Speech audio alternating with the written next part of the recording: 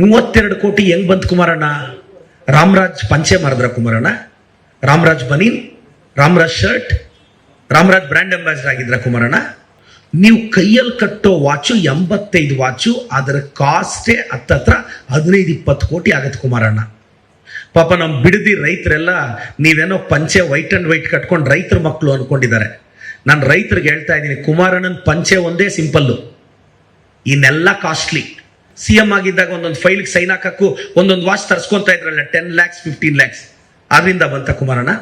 ನೀವು DK ಶಿವಕುಮಾರ್ ಅವರು ಮುಖ್ಯಮಂತ್ರಿ ಆದರೂ ಒಕ್ಕಲಿಗರನ್ನ ಸಹಿಸಲಿಲ್ಲ, ಸಿ ಬೈರೇಗೌಡರನ್ನ ಸಹಿಸಲಿಲ್ಲ, BL ಶಂಕರ್ ಅವ್ರನ್ನ ಸಹಿಸಲಿಲ್ಲ, ಚಲುರಾಯ ಸ್ವಾಮಿನ ತುಳಿದ್ರಿ, ಬಾಲಕೃಷ್ಣ ಅಣ್ಣನ್ ತುಳಿದ್ರಿ, ಈಗ DK ಸಾಹೇಬ್ರನ್ನ ತುಳಿಯೋ ಪ್ರಯತ್ನ ಪಡ್ತಿದ್ದೀರಾ.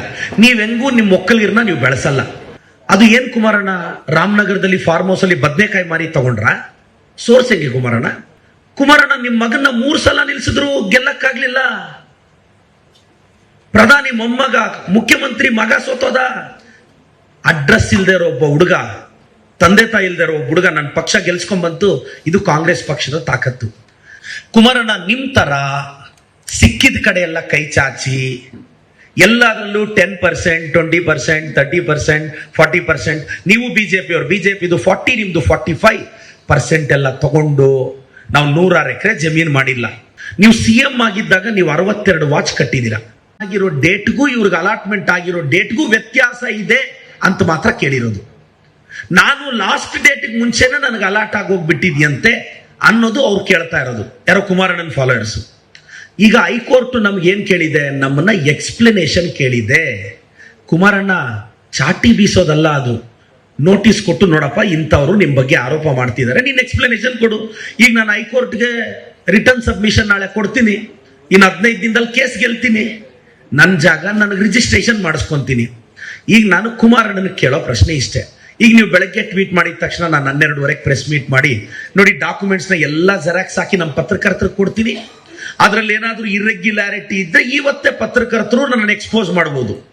ನಾನು ಕಾನೂನು ಬಾಹಿರವಾಗಿ ಏನಾದರೂ ಅದರಲ್ಲಿ ಅಲಾಟ್ಮೆಂಟ್ ಆಗಿದ್ರೆ, CA ಸೈಟ್ ತಗೊಳಕ್ಕೆ ನನ್ನ ವಿದ್ಯಾಸಂಸ್ಥೆ ಇದೆ, ನನ್ನ ಎಲಿಜಿಬಿಲಿಟಿ ಇದೆ, ಕೂಡಾದವರು ಪುಕ್ಸಟ್ಟೆ 1 ಎಕರೆಗೆ 5 ಕೋಟಿ ಸ್ವಾಮಿ. ನಾನು ಪೇ ಮಾಡಿರೋದು ಅರ್ಬನ್ ಅಥಾರಿಟಿಗೆ, ಅದು ಲೀಸ್ಗೆ. ಪರ್ಚೇಸ್ಗೆ ಆದ್ರೆ 15 ಕೋಟಿ ಕಟ್ಟಬೇಕು. 30 ವರ್ಷ ಲೀಸ್ಗೆ 1 ಎಕರೆಗೆ ನಾನು ಲೀಗಲಿ 5 ಕೋಟಿ ಕಟ್ಟಿದ್ರೆ ಇದೇನು ಕುಮಾರಣ್ಣ ತಾವಿಂತ ಅಲಿಗೇಷನ್ ಮಾಡ್ತೀರಾ? ನನಗೆ ಕುಮಾರಣ್ಣ ನೀವೆಂಗೂ ನಿಮ್ಮವ್ರನ್ನ ಸಹಿಸಲ್ಲ ಅಂತ ನನಗೆ ಗೊತ್ತಿತ್ತು. ನೀವು DK ಶಿವಕುಮಾರ್ ಅವರು ಮುಖ್ಯಮಂತ್ರಿ ಆದರೂ ಒಕ್ಕಲಿಗರನ್ನ ಸಹಿಸಲಿಲ್ಲ, ಸಿ ಬೈರೇಗೌಡರನ್ನ ಸಹಿಸಲಿಲ್ಲ, BL ಶಂಕರ್ ಅವ್ರನ್ನ ಸಹಿಸಲಿಲ್ಲ, ಚಲುರಾಯ ಸ್ವಾಮಿನ ತುಳಿದ್ರಿ, ಬಾಲಕೃಷ್ಣ ಅಣ್ಣನ್ ತುಳಿದ್ರಿ, ಈಗ DK ಸಾಹೇಬ್ರನ್ನ ತುಳಿಯೋ ಪ್ರಯತ್ನ ಪಡ್ತಿದ್ದೀರಾ. ನೀವೆಂಗೂ ನಿಮ್ಮ ಒಕ್ಕಲಿಗರನ್ನ ನೀವು ಬೆಳೆಸಲ್ಲ. ಏನೋ ನಮ್ಮಂತ OBC ಹುಡುಗರು ಬೆಳ್ಕೊಂತೀವಿ ಅಂದ್ರೆ ನೀವು ನಮ್ಮಂತ ಬಡವ್ರ ಮಕ್ಕಳು, ಅನಾಥ ಮಕ್ಕಳು, ನಾವೇನೋ ಎಷ್ಟು ಜನ ನಾನು CA ಸೈಟ್ಗೆ ಅಪ್ಲೈ ಮಾಡಿರೋದು ಅಮ್ಮಮ್ಮ ಅಂದ್ರೆ 1 ಎಕರೆಗಿಂತ ಕಡಿಮೆ, ಒಂದೇ 40-42 ಸಾವಿರ ಸ್ಕ್ವೇರ್ ಫೀಟ್, ಇನ್ನೂ ಕಡಿಮೆ ಬರುತ್ತೆ.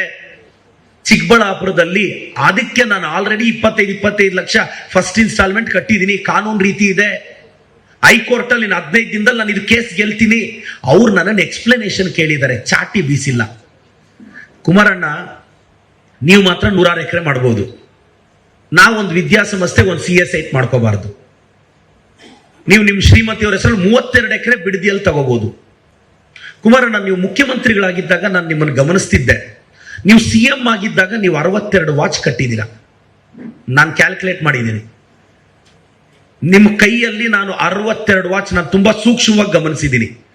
ನಿಮ್ಮ 62 ವಾಚ್ ಅಲ್ಲಿ ಸ್ಟಾರ್ಟಿಂಗ್ ಪ್ರೈಸು 10 ಲಕ್ಷ. ಆ 62 ವಾಚ್ ಅಲ್ಲಿ 75 ಲಕ್ಷದ ವಾಚ್ ನೀವು ಕಟ್ಟಿದ್ರಿ. ಇವಾಗ ನಿಮ್ ವಾಚ್ ಕಲೆಕ್ಷನ್ ನನಗೆ ಗೊತ್ತಿರೋ ಪ್ರಕಾರ 85 ಆಗಿದೆ. ನೀವು ಕೈಯಲ್ಲಿ ಕಟ್ಟೋ ವಾಚು 85 ವಾಚು, ಅದರ ಕಾಸ್ಟೇ ಹತ್ತತ್ರ 15-20 ಕೋಟಿ ಆಗತ್ತೆ ಕುಮಾರಣ್ಣ. ಪಾಪ ನಮ್ಮ ಬಿಡದಿ ರೈತರೆಲ್ಲ ನೀವೇನೋ ಪಂಚೆ ವೈಟ್ ಅಂಡ್ ವೈಟ್ ಕಟ್ಕೊಂಡು ರೈತರ ಮಕ್ಕಳು ಅನ್ಕೊಂಡಿದ್ದಾರೆ. ನಾನು ರೈತರಿಗೆ ಹೇಳ್ತಾ ಇದ್ದೀನಿ, ಕುಮಾರಣ್ಣನ ಪಂಚೆ ಒಂದೇ ಸಿಂಪಲ್ಲು, ಇನ್ನೆಲ್ಲ ಕಾಸ್ಟ್ಲಿ.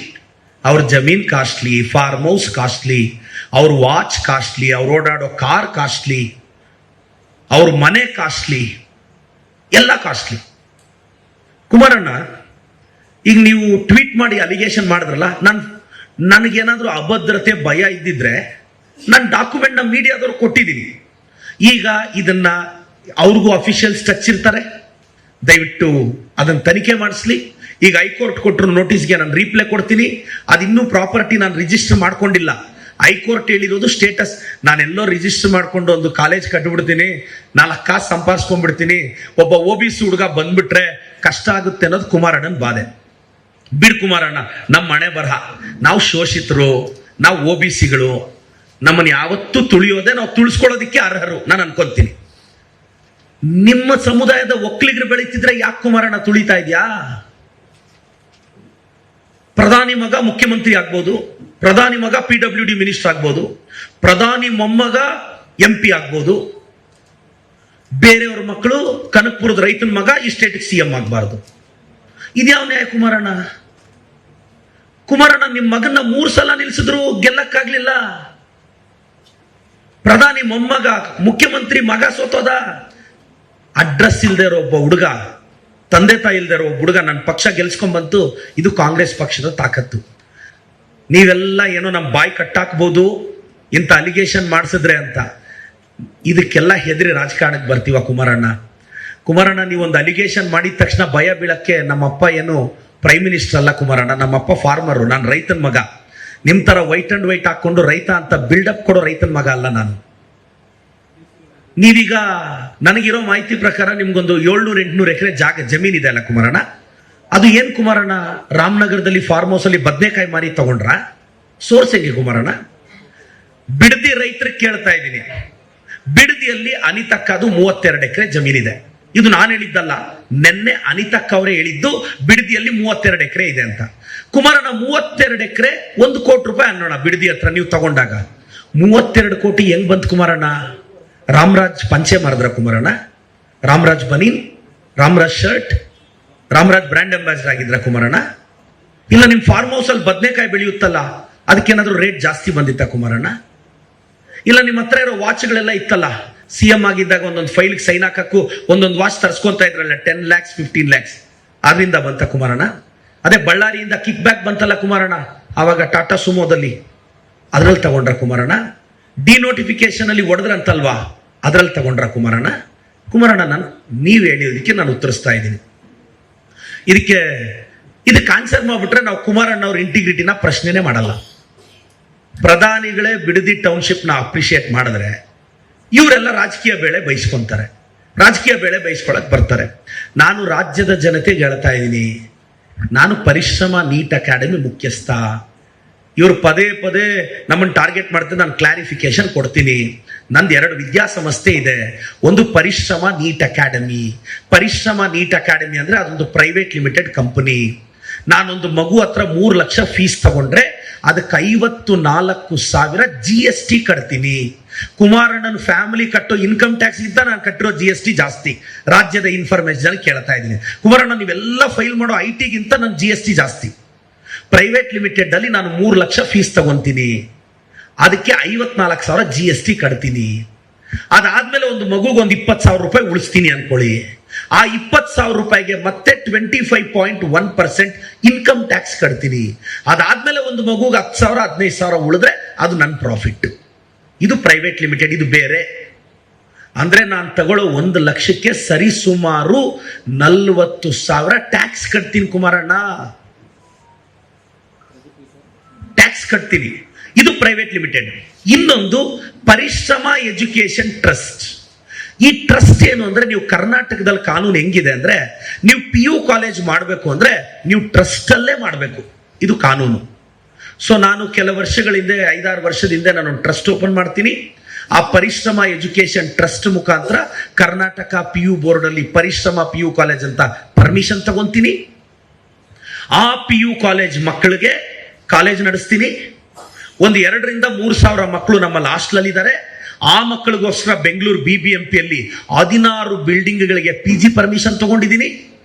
RR ನಗರ ಬೆಂಗಳೂರು BBMP ಅಲ್ಲಿ ನಾನು 16 ಬಿಲ್ಡಿಂಗ್ಗೂ ಪರ್ಮಿಷನ್ ತಗೊಂಡಿರೋ, PG ಪರ್ಮಿಷನ್ ತಗೊಂಡಿರೋ ಬಿಲ್ಡಿಂಗ್ ಕಾಪೀಸ್ ಇದೆ, ಅಪ್ರೂವ್ ಕಾಪಿ ಇದೆ, ಕಾಲೇಜ್ ಪರ್ಮಿಷನ್ ಇದೆ. ನನಗೆ 800 ಅಡ್ಮಿಷನ್ ತಗೊಳ್ಳೋ ಅಷ್ಟು ಪರ್ಮಿಷನ್ ಸರ್ಕಾರ ಕೊಟ್ಟಿದೆ. ನಾನು MLA ಅನ್ನೋ ಕಾರಣಕ್ಕೆ ಕೊಟ್ಟಿಲ್ಲ, ನಾನೊಬ್ಬ ಪರಿಶ್ರಮ ಮುಖ್ಯಸ್ಥ, ನನಗೆ ಯೋಗ್ಯತೆ ಇರೋದಕ್ಕೆ ಕೊಟ್ಟಿದ್ದಾರೆ. ಇದು ಪರಿಶ್ರಮ ಟ್ರಸ್ಟ್. ಆ ಟ್ರಸ್ಟ್ಗೆ CA ಸೈಟ್ ಅಲಾಟ್ ಆಗಿದೆ. ಕುಮಾರಣ್ಣ, ನಿಮ್ ತರ ಸಿಕ್ಕಿದ ಕಡೆ ಎಲ್ಲ ಕೈ ಚಾಚಿ ಎಲ್ಲದರಲ್ಲೂ 10%, 20%, 30%, 40%. ನೀವು ಬಿಜೆಪಿದು 40, ನಿಮ್ದು 45% ಎಲ್ಲ ತಗೊಂಡು ನಾವು 100 ಎಕರೆ ಜಮೀನು ಮಾಡಿಲ್ಲ. ನಾನು ಇಷ್ಟು ವರ್ಷ ಅಮಿತ್ ಶಾನ ಪ್ರಶ್ನೆ ಮಾಡ್ತೀವಿ, ಧರ್ಮೇಂದ್ರ ಪ್ರಧಾನ್ ರಾಜೀನಾಮೆ ಕೊಡೋರ್ಗೂ ಫೈಟ್ ಮಾಡ್ತೀವಿ. ನಾವೀಗ ನೀಟ್ ಬಗ್ಗೆ ಪ್ರಶ್ನೆ ಕೇಳ್ತಾ ಇದ್ರೆ ಅದನ್ನ ಕಟ್ಟಾಕ್ಬೇಕು ಅಂತ ಇಲ್ಲಿ ಯಾವ್ದಾವ್ದೋ ತೆಗಿತಾರೆ. ಯಾವತ್ತೂ ಇಲ್ದೇ ಇರೋದು ಇದೇನ್ ಸರ್ ಸಡನ್ ಆಗಿ ಬೆಳಗ್ಗೆ ಕುಮಾರಣ್ಣ ಬೆಳಗ್ಗೆ ನಾನು ಸ್ವಲ್ಪ ಬೆಳೆದಿದ್ದೀನಿ ಅಂತ ನನಗೆ ಇವಾಗ ಅನಿಸ್ತಿದೆ. ನೀವು ಬೆಳಗ್ಗೆ ಎದ್ದು ನನ್ನ ಬಗ್ಗೆ ಟ್ವೀಟ್ ಮಾಡಿರೋದು ನೋಡಿದ್ರೆ ನಿಮ್ಮ JDS ಪೇಜಲ್ಲಿ ಅದೇನಣ್ಣ ಭೂತದ ಬಾಯಲ್ಲಿ ಭಗವದ್ಗೀತೆನ ನಾವೆಲ್ಲ ಸಿದ್ಧಗಂಗೆ ಮಠದಲ್ಲಿ ಓದಿರೋರು ಅಣ್ಣ. ಸಂಸ್ಕಾರದಿಂದ 40,000 ಸ್ಕ್ವೇರ್ ಫೀಟ್ ತಗೊಂಡಿದೀವಣ್ಣ. ಸಂಸ್ಕಾರ ಕಳ್ಕೊಂಡು ಪರಪ್ ನಗರಕ್ಕೆ ಹೋಗಿಲ್ಲ ಕುಮಾರಣ್ಣ. ಅರ್ಥ ಆಯ್ತು ಅನ್ಸುತ್ತೆ. ಇದು ಇವತ್ತು ಬಂದಿರೋ ಎಲ್ಲ ಪ್ರಶ್ನೆಗಳಿಗೂ ನಾನು ಉತ್ತರ ಕೊಟ್ಟಿದ್ದೀನಿ. ಪದೇ ಬಿಜೆಪಿಯವರು JDS ಅವರು ನೀವು ನನ್ನ ಸಮಸ್ಯೆ ಬನ್ನಿ, ಇವಾಗ ಫೈಟ್ ಲಾಜಿಕಲ್ ಎಂಡ್. ಏನು ನಾನು ಆವತ್ತೇ ಚಾಲೆಂಜ್ ಮಾಡಿದೆ, ನಂದೇನಾದ್ರೂ ಇಲ್ಲೀಗಲ್ ಇದ್ರೆ ಕಳಿಸ್ರಪ್ಪ ನಿಮ್ಮ IT-ನ ಕಳಿಸ್ರಯ್ಯ, ಈಡಿನ ಕಳಿಸ್ರಯ್ಯ. ಯಾವನ ಮೇಲೆನೋ ಕಳಿಸ್ತಿರಲ್ಲ ಪಾಪ, ನಮ್ಮ ಮೇಲೆ ಕಳಿಸ್ಗುರು. IT ನಾಳೆ ಕಳಿಸು, ಈಡಿನ ಕಳಿಸು ನೋಡೋಣ ದಮ್ಮಿದ್ರೆ. ಲೀಗಲ್ ಆಗಿ ಟ್ಯಾಕ್ಸ್ ಕಟ್ತಿದ್ದೀನಿ ನಾನು. ಕುಮಾರಣ್ಣನ IT-ಗಿಂತ ನನ್ನ GST ಜಾಸ್ತಿ. ಕುಮಾರಣ್ಣಂದು ಇಲ್ಲೀಗಲ್ ಜಾಸ್ತಿ ಇದೆ, ಅವ್ರಿಗೆ ತುಂಬಾ ಅಕೌಂಟ್ಸ್ ಇದೆ, ಬ್ಯಾಂಕ್ ಅಕೌಂಟ್ಸ್. ನನಗೊಂದೇ ಇರೋದು. ಸೊ ದಯವಿಟ್ಟು ಕುಮಾರಣ್ಣ ಫೈಟ್. ನೀವು ಸಮಸ್ಯೆಗಳು ಈ ವಿಚಾರಕ್ಕೆ ಬಂದ್ರೆ ನಾನು ತುಂಬಾ ಚೆನ್ನಾಗಿ ಮಾತಾಡ್ತೀನಿ ಅಂತ ಕರ್ನಾಟಕದಲ್ಲಿ ಹೇಳ್ತಾರೆ. ನಾನು ಕೌಂಟರ್ಗಳು ತಟ್ಕೊಳಕ್ಕಾಗಲ್ಲ. ಸೊ ಬನ್ನಿ, ಬಿಡದಿ ಟೌನ್ಶಿಪ್ ವಿಚಾರ ಬಿಡದಿ ಮಾತಾಡೋಣ, ನೀಟಿಗೆ ಮಾತಾಡೋಣ. ಅದು ಬಿಟ್ಟು ಹೈಕೋರ್ಟಲ್ಲಿ ಹೋಗಿ ನಿಮ್ಮ ಚೇಲಾಗಳ ಕೈಯಲ್ಲಿ ನಮ್ಮ CSITಗಳು ಈಗ ನಾನು ಮತ್ತೆ ಪ್ರೆಸ್ ಮೀಟ್ ಮಾಡ್ತೀನಿ. ಹೈಕೋರ್ಟಲ್ಲಿ ಹೋಗ್ತೀನಿ, ಈ ಕೇಸ್ ನಾನು 15 days ಎಕ್ಸ್ಪ್ಲನೇಷನ್ ಕೊಟ್ಟು ಗೆಲ್ತೀನಿ.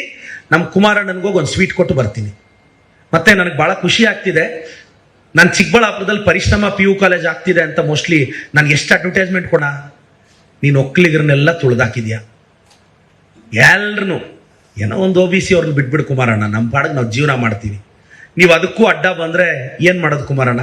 ಸರ್, ಕುಮಾರಣ್ಣನ ಕೇಳಿ, ಅನಿತಕ್ಕ 32 ಎಕರೆ ಹೆಂಗ್ ತಗೊಂಡ್ರು, ಅದಕ್ಕೆ ಸೋರ್ಸ್ ಏನು? ಮತ್ತೆ ಈಗ ನಾನು ಹೇಳ್ಬಿಡ್ತೀನಿ, ನಾನು ಹೆಂಗ್ ತಗೊಂಡಿದ್ದೀನಿ ಕಾಸಂದ್ರೆ ಟ್ರಸ್ಟ್ಗೆ ನನಗೆ ಫೀಸ್ ಬಂದಿರೋ ದುಡ್ಡಲ್ಲಿ. ಈಗ ನಾನು ಕುಮಾರಣ್ಣ ಒಪ್ಕೊಂಡ್ರೆ ಇಂಟಿಗ್ರಿಟಿ ಪ್ರಶ್ನೆ, ನನ್ನ ಪ್ರೈವೇಟ್ ಲಿಮಿಟೆಡ್, ನನ್ನ ಟ್ರಸ್ಟ್ ಎಲ್ಲಾ ಡಾಕ್ಯುಮೆಂಟ್ಸು ಕುಮಾರಣ್ಣ ನನಗೆ ಚರ್ಚೆಗೆ ಕರೆದ್ರೆ ಸಾಕು. ನಾನಿವಾಗ ಕುಮಾರಣ್ಣನಿಗೆ ಪತ್ರ ಬರೀತೀನಿ. ನನ್ನ ಎಲ್ಲಾ ಟ್ರಾನ್ಸಾಕ್ಷನ್, ನನ್ನ ಸೋರ್ಸಸ್ಸು, ನನ್ನ ಆಸ್ತಿ ಎಲ್ಲವೂ ನನ್ನ ಕುಮಾರಣ್ಣನ ಹೋಗೋ ಕೊಟ್ಟು, ನೋಡು ಕುಮಾರಣ್ಣ ಇದು ನಂದು. ಕುಮಾರಣ್ಣನ ತಾಕತ್ತಿದ್ಯಾ? ಕುಮಾರಣ್ಣ ನೀವಿರೋ ಕಡೆನೆ ಬರ್ತೀನಿ, ನೀವಿರೋ ಕಡೆನೆ ಬರ್ತೀನಿ. ನಿಮ್ಮ ಆರೋಗ್ಯ ವಿಚಾರಿಸ್ಬೇಕು ನಾನು. ನಿಮ್ಮ ಬಗ್ಗೆ ನನಗೆ ಗೌರವ ಇದೆ, ನಿಮ್ಮ ಕುಟುಂಬದ ಬಗ್ಗೆ ಗೌರವ ಇದೆ, ನಿಮ್ಮ ಬಗ್ಗೆ ಮಾತಾಡ್ಬೇಕು ನಾನು. ಒಂದು ಅವಕಾಶ ಮಾಡಿಕೊಡಿ ಕುಮಾರಣ್ಣ, ನಾನು ಬಂದು ಎಕ್ಸ್ಪ್ಲನೇಷನ್ ಕೊಡಬೇಕು ಅಂತ ಕರ್ನಾಟಕದ ಜನತೆಗೆ ಹೇಳ್ತೀನಿ. ಪರಿಶ್ರಮದ ತಂಟೆಗೆ ಯಾಕೆ ಬಂದಿದ್ದಾರೆ ಅಂದ್ರೆ, ಈ JDS BJPಯಲ್ಲಿ ಒಂದು ಚಾಳಿ ಇದೆ ಅವ್ರಿಗೆ. ಯಾವನಾದ್ರೂ ಜಾಸ್ತಿ ಮಾತಾಡ್ತಿದ್ರೆ ಅವನು ಹೊಟ್ಟೆ ಮೇಲೆ ಹೊಡೆದು ಬಿಡ್ಬೇಕು. ಕುಮಾರಣ್ಣ, ನಾನೊಂದು 2 ಕೋಟಿ ರೂಪಾಯಿ FD ಮಾಡಿದ್ದೀನಿ ಬ್ಯಾಂಕಲ್ಲಿ. ಆ ಇಂಟ್ರೆಸ್ಟ್ ಅಲ್ಲಿ ನಾನು ಹೆಂಡತಿ ಮಕ್ಕಳು ಸಾಕ್ತೀನಿ. ನಿಮ್ಮ ತರ ಮಕ್ಕಳಿಗೂ ಮೊಮ್ಮಕ್ಕಳಿಗೆ ಮಾಡೋ ಆಸ್ತಿ ನನಗಂತೂ ಇಲ್ಲ. ನಾನು FD ಮಾಡಿ ಇಟ್ಕೊಂಡಿದ್ದೀನಿ ಕುಮಾರಣ್ಣ. ನೀವೆಲ್ಲ ಕಿತ್ಕೊಂಡ್ರು ನಿಮ್ ನಿದ್ದೆ ಕೊಡಿಸೋದು ನನಗೆ ಗೊತ್ತು. ನೀವೆಲ್ಲಾದ್ರೂ ಹಂಗ ಅನ್ಕೊಂಡ್ಬಿಟ್ಟಿರಾ ಪ್ರದೀಪ್ ಈಶ್ವರ್ನ ಇವೆಲ್ಲ ಆಗಲ್ಲ ಅಂತ ಗೊತ್ತಿಲ್ಲೋ ಏನು? ನನಗೆ ರಾಜಕಾರಣಕ್ಕೆ ಬಂದಾಗ ನಾನು FD ಮಾಡಿ ಇಟ್ಟಿದ್ದೀನಿ. ನೀವು ಏನು ಮಾಡಿದ್ರು ನಮ್ಮ ಬಾಯಿ ಮುಟ್ಸಕ್ಕಾಗಲ್ಲ. ನಾನು ಈ ನಡುವೆ ಸ್ವಲ್ಪ ನೀಟ್ ಎಕ್ಸಾಮ್ ಇತ್ತು ಅಂತ ಬ್ಯುಸಿ ಇದ್ದೆ 21ನೇ ತಾರೀಕು. ಇಲ್ಲಾಂದ್ರೆ ಇಷ್ಟೊತ್ತಿಗೆ ಡೈಲಿ ಮಾತಾಡ್ತಿದ್ದೆ ನಾನು. ನಾಳೆಯಿಂದ ನಾನು ಕುಮಾರಣ್ಣ ಬಗ್ಗೆ ಡೈಲಿ ಅವ್ರ ಮೇಲೆ ಪ್ರೀತಿ ತೋರಿಸ್ಬೇಕು ಅಂತ ಬಯಸಿದ್ದೀನಿ. ಮತ್ತೆ ನಮ್ಮ ಪತ್ರಕರ್ತರು ಇದು ಪದೇ ಸಮಸ್ಯೆ ಬಗ್ಗೆ ಅಲಿಗೇಷನ್ಸ್ ಬರೆದಿರೋದ್ರಿಂದ ತಾವು ಏನಿದ್ರು ಕ್ಲಿಯರ್ ಕಟ್ಟಾಗಿ ನಾನು ಹೇಳ್ತೀನಿ ಸರ್. ನಾನು IT ED CBI ಎಲ್ಲರೂ ಬಂದ್ಬಿಡ್ರಪ್ಪ ಸರ್. ಇವ್ರು ಯಾಕೆ ಸರ್ 2-3 ವರ್ಷದಿಂದ ನಮ್ಮ ಹತ್ರಕ್ಕೆ ಬರೋದೇ ಇಲ್ಲ ಇವರು ಸರ್? ಹೇಳಿದ್ದಾರೆ ಇವರು, ನೀವು ನಂಬಲ್ಲ. ಏನು ನಮ್ಮ ಕರ್ನಾಟಕದ ಕೆಲವು ಸಂಸದರು ಹೇಳಿದ್ದಾರೆ, ಪ್ರದೀಪ್ ಕೆ ಪಾಸ್ ಬೇಜೋ ಬಾಯ್, IT ಕೋ ಬೇಜೋ, ED ಕೋ ಬೇಜೋ, CBI ಕೋ ಬೇಜೋ. ಕ್ಯಾ ಮಿಲ್ತಾ ಆಯಾತೋ? ಮೋಟಿವೇಟ್ ಮಾಡಿ ಕಳಿಸ್ತೀನಿ ಬನ್ನಿ. ನಿಮ್ಮ ಮಕ್ಕಳನ್ನು ನಾನು ಕಾಲೇಜ್ಗೆ ಹಾಕ್ಬೇಕು, ಹಂಗೆ ಮೋಟಿವೇಟ್ ಮಾಡ್ತೀನಿ. ನನ್ನ ಮೇಲೆ ರೈಡ್ ಆಗಲಿ 24 hours ಅಲ್ಲಿ ಅವ್ರನ್ನ ಮೋಟಿವೇಟ್ ಮಾಡಿ ಹೆಂಗ್ ಮಾಡ್ತೀನಿ ಅಂದ್ರೆ, ಅವ್ರ ಮಕ್ಕಳು ಪರಿಶ್ರಮ PU ಕಾಲೇಜ್ಗೆ ಅಡ್ಮಿಷನ್ ಮಾಡಿಸ್ತೀನಿ ನಾನು. ಅದು ನನ್ನ ಮೋಟಿವೇಶನ್ ತಾಕತ್ತು ಸರ್.